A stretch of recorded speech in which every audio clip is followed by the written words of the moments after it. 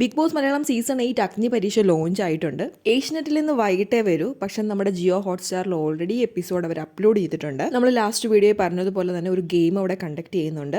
ഏകദേശം 40 പേരാണ് ഈ ഒരു ഗെയിം അറ്റൻഡ് ചെയ്യാൻ അല്ലെങ്കിൽ ബിഗ് ബോസ് അഗ്നി പരീക്ഷ അറ്റൻഡ് ചെയ്യാൻ അവിടെ എത്തിയിട്ടുള്ളത്. ഈ 40 പേരും ഓഡിഷനിലൂടെ കയറി വന്നവരല്ല. 35 പേര് ഗെയിം ഷോയുടെ ഓഡിഷൻ വഴി കയറി വന്നവരാണ്.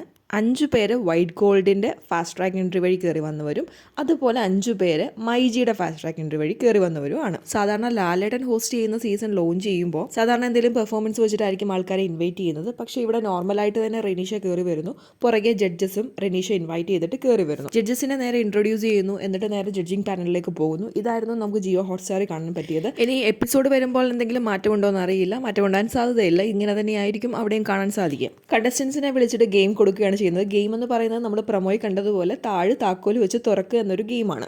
40 പേരിൽ നിന്ന് 20 പേരിലേക്ക് ഷോർട്ട് ലിസ്റ്റ് ആകാൻ വേണ്ടിയാണ് ഈ ഗെയിം ചെയ്യുന്നതെന്നാണ് റെനീഷ ഫസ്റ്റിൽ തുടങ്ങുമ്പോൾ പറയുന്നത്. പക്ഷേ എപ്പിസോഡ് എൻഡ് ചെയ്യുമ്പോൾ റെനീഷ തന്നെ പറയുന്നുണ്ട്, ബാക്കി 20 പേർക്കും നമുക്ക് അവസരം കൊടുക്കണ്ടേ എന്ന് ചോദിക്കുമ്പോൾ നമ്മളുടെ റിയാസ് പറയുന്നു, യേസ് അവസരം കൊടുക്കണം. എല്ലാവരോടും ചോദിക്കുമ്പോൾ അവസരം കൊടുക്കണമെന്ന് പറയും. അങ്ങനെ അവർക്ക് വേണ്ടി നാളത്തെ എപ്പിസോഡ് എന്ന് പറഞ്ഞിട്ടാണ് ഇന്നത്തെ എപ്പിസോഡ് വൈൻഡപ്പ് ചെയ്യുന്നത്.